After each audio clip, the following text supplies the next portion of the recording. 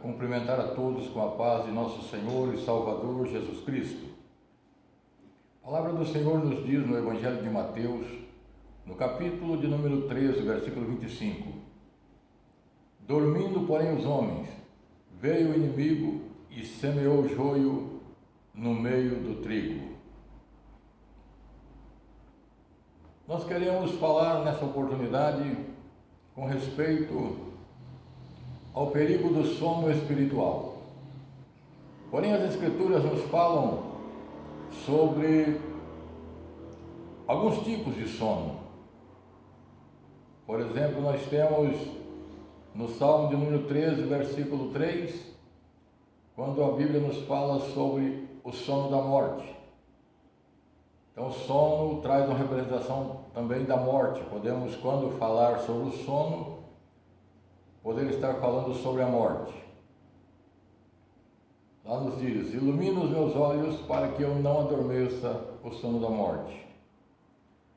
As Escrituras também nos falam sobre o sono da preguiça. Provérbios capítulo 26, versículo 14, diz que o preguiçoso, ele gira em sua cama como a porta gira nos seus ferrolhos. O preguiçoso, ele vira em sua cama. Então nós temos o sono representando a morte, o sono do preguiçoso, daquele que não se dispõe a realizar nada. E nós temos o sono de forma física, o sono físico, que é o sono natural. E é um sono bom e um sono necessário. O sono físico, ele é bom. O sono físico faz parte para que o nosso corpo ele venha a descansar, para que o nosso corpo se sinta bem. Então precisamos do sono físico. Então o sono físico natural não é ruim, não é mau, é bom. Porém, não pode se tornar o sono do preguiçoso. Tem que ser o sono na quantidade ideal para que eu possa repousar, eu possa descansar, as minhas energias sejam repostas e assim eu torne novamente aos dias de trabalho com o meu corpo físico e a minha mente também descansada, a minha mente, a energia mental também reposta através do sono. Se lermos, por exemplo, a palavra do Senhor, em Gênesis capítulo 2, versículo 21 e 22, diz que o Senhor Deus fez cair um pesado sono sobre Adão. Então, a primeira menção da palavra sono nas Escrituras, Gênesis capítulo 2, versículo 21. Adão dormiu um pesado sono, sono profundo.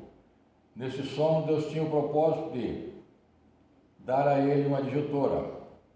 Deus estava tirando ele, então, da solidão e dando a ele a mulher como sua companheira. São sonos físicos e com resultados. Deus tinha um propósito nesse sono. Então Deus fez Adão dormir um profundo sono. A Bíblia menciona vários homens que dormiram o sono físico devido a um momento de canseira, de exaustão, estavam exaustos, a sua mente cansada, precisavam descansar. Por exemplo, Gênesis 28, versículo 10, menciona a pessoa de Jacó, quando ele viajava e ele fugia da presença de Esaú, e chegando a um certo lugar, ele se deitou com a cabeça sobre uma pedra, e ali ele passou a noite, ele repousou, porque ele estava cansado, ele estava viajando. A Bíblia faz menção do profeta Elias, que fugindo da presença de Acabe e Jezabel, se deitou debaixo de uma árvore de um zimbro, e ali ele dormiu e foi visitado pelo anjo. Então Elias estava cansado, Elias estava deprimido, Elias estava entrando num processo de depressão e ele dormiu. E diz que até ali, naquele lugar, naquele local, ele pediu a morte. Porém, Deus o sustentou, Deus enviou o anjo, enviou alimento, ele recobrou as forças e continuou a sua viagem. As Escrituras nos diz, por exemplo, sobre o apóstolo Pedro. Ele dormiu em uma prisão. Ele foi preso e ali ele dormiu em uma prisão. E diz que ele dormiu entre 2 soldados, porém ele era guardado na prisão por 16 soldados, como diz 4 quaternos de soldados, Eram 16 soldados que guardavam ele na prisão. Então ele foi guardado, estava ali sendo guardado para no outro dia ser entregue à morte, porém ele dormiu, porque estava cansado e teve a tranquilidade, mesmo na prisão, ele dormir. Então o sono físico é bom, o sono físico é necessário, o sono físico faz parte. O Senhor Jesus, o nosso Jesus, ele também dormiu. Um dia ele estava no barco, ele se deitou e dormiu na polpa do barco. Aquela passagem bíblica que vem a tempestade e o Senhor está dormindo. Mateus capítulo 8, versículo 24. Então o sono físico é bom, o sono físico é necessário. Mas queremos, na continuação do assunto, falar um pouquinho do perigo do sono espiritual. Mas dormindo os homens, veio o inimigo e semeou o joio no meio do trigo. Então nós vamos agora falar sobre o perigo do sono espiritual, de dormir na vida espiritual, de dormir na caminhada. Para aqueles que servem a Deus, conhecem as Escrituras, conhecem a vontade de Deus, conhecem o plano de Deus estabelecido para a sua vida, é muito importante que pensemos nesse assunto. O sono espiritual é perigoso. O sono espiritual, ele pode nos trazer consequências irreparáveis para a própria pessoa que dorme o sono espiritual, para a sua família, para os meios que ele está vivendo, trabalhando, ou no Evangelho, nos meios da própria igreja, dentro do reino de Deus, pode haver consequências irreparáveis. Portanto, a palavra do Senhor, através do apóstolo Paulo, nos ensina e nos desperta, dizendo, por exemplo, em Romanos capítulo 13, no versículo 11, ele diz: já é hora de despertarmos do sono. Ele diz: nós conhecemos o tempo, a nossa redenção está agora bem mais próxima que quando aceitamos a fé, e já é hora de despertarmos do sono. Aos Tessalonicenses, no capítulo 5, versículo 6, ele diz: irmãos, não durmamos, vigiemos e sejamos sóbrios. Vamos vigiar e ser sóbrios, não vamos dormir. Ele está fazendo referência ao sono da vida espiritual. Então nós temos que ter o cuidado para não dormir esse sono da vida espiritual, porque é um sono perigoso que pode nos tirar da presença do Senhor, podemos ficar fora da presença de Deus, fora da vontade de Deus. Então não dormamos, mas vamos vigiar e vamos ser sóbrios. Efésios capítulo 5, versículo 14, ele reitera, pelo que diz: desperta tu que dormes, levanta-te dentre os mortos e Cristo te esclarecerá.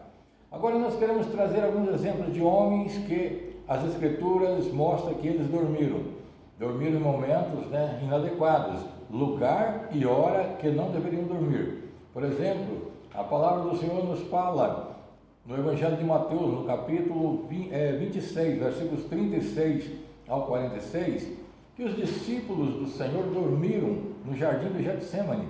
Não era um momento adequado para dormir, pois o mestre estava em aflição. Jesus queria a companhia deles para orar, para interceder, para buscar a Deus naquele momento de aflição, que ele via a ânsia da morte. Já estava chegando nos seus últimos dias do cumprimento do seu ministério na terra, ele já via a cruz, ele já sentia as dores da morte. Diz que ele estava muito triste, a sua alma muito triste, ele estava abatido, ele estava sentindo muita angústia, e disse aos seus discípulos: olha, vocês fiquem aqui e orem comigo, vigiem comigo. E quando voltou, depois de uma hora de oração, ele volta e os discípulos estão dormindo. E por 3 vezes acontece isso. Ele vai à oração, retorna, os discípulos estão dormindo. Não, os discípulos dormiram em uma hora errada, não poderiam dormir naquele momento, era a hora de interceder com o Mestre. Então não durmamos, o Senhor quer que nós busquemos a sua presença. Não durmamos, o Senhor quer que nós estejamos em oração, vigiando e orando, clamando, buscando o Senhor, porque os dias são maus, os dias são difíceis. E o conselho do Senhor para a nossa vida é: ore comigo, ore, busque a presença, busque a minha presença. O Senhor quer que nós busquemos a sua presença cada dia. Então vamos estar firmes orando, não vamos dormir o sono da negligência, de negligenciar, deixar de orar, deixar de buscar ao Senhor. Então os discípulos dormiram no jardim do Getsemane, na hora em que Jesus precisava deles na oração. Podemos ainda lembrar, por exemplo, do sono do profeta Jonas, o sono que ele dormiu no porão do navio. Jonas Jonas, capítulo 1, versículo 5, ele está fugindo da presença do Senhor, da ordem do Senhor. E ele entra no navio. Do navio ele desce ao porão. Arruma um lugarzinho ali no porão, escondidinho, e ele vai dormir, e diz que dorme um profundo sono.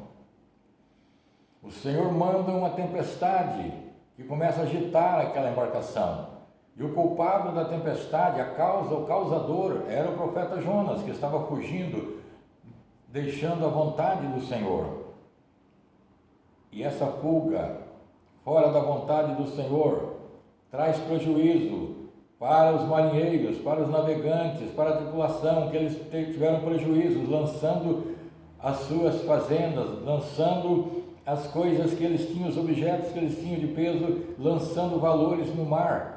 Eles tiveram prejuízo. E quem era o causador de todo o prejuízo? Um fugitivo que estava fugindo, saindo fora da vontade de Deus. Portanto, aprendemos essa lição. Não vamos dormir o sono do porão, o sono de Jonas, o sono de estar fora da vontade de Deus. Vamos andar na vontade do Senhor. Não vamos ser o causador de uma tempestade, de algo irreparável na nossa vida, na nossa família e até mesmo dentro da igreja. Vamos buscar a vontade do Senhor, receber a vontade do Senhor e andar na vontade do Senhor.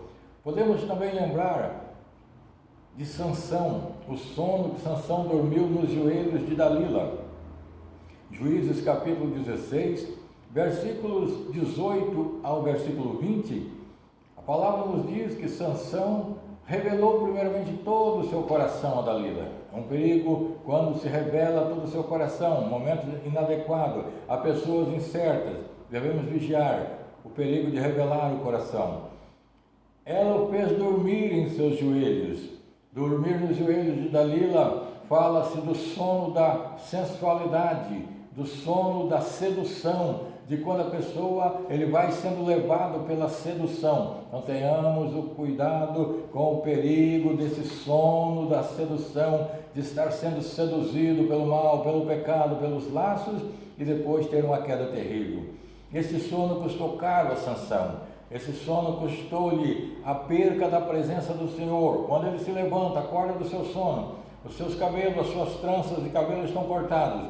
Ele diz, eu vou sair, como antes, vou derrotar os filisteus. Mas ele não sabia que já o Senhor se tinha retirado dele. Esse sono de Sansão custou-lhe a perca da presença de Deus, como também a perca da própria vida, porque após isso, Sansão é preso, sem a presença do Senhor, ele se tornou um homem fraco, um homem comum, sem forças, ele é amarrado, ele se torna cego porque os seus olhos foram vazados, foram furados, ele é amarrado, ele é levado para um lugar de teatro, para no templo rodar um engenho, para ficar ali servindo de espetáculo, servindo ali sendo escarnecido pelos filisteus. Então, no final de tudo, ele derruba o templo, porém sabemos que ele também perdeu a sua vida. Então esse sono que ele dormiu nos joelhos de Dalila lhe custou caro, custou a perca da presença maravilhosa do Senhor. Portanto, aprendamos essa lição. Não vamos perder a presença gloriosa do Senhor dormindo em lugares inadequados. Hora e lugar que não devemos dormir. Tenhamos cuidado, porque a presença do Senhor é melhor.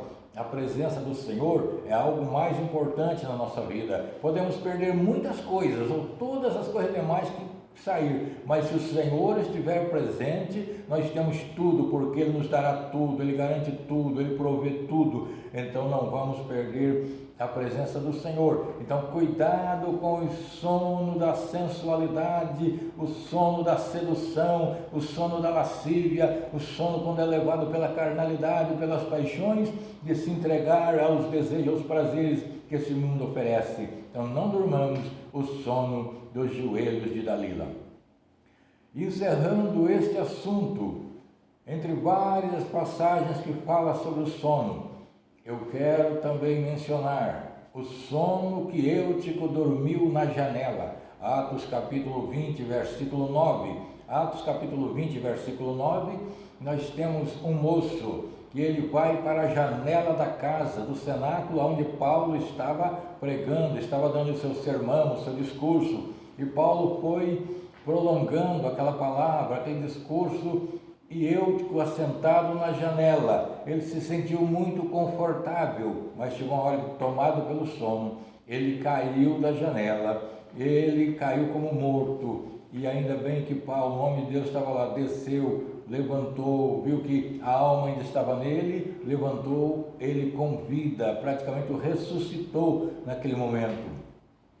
Qual é o perigo? Primeiro, o lugar inadequado. A janela não é lugar para se ficar. Janela não é lugar para estar parado ouvindo, sentado em uma janela em um lugar alto.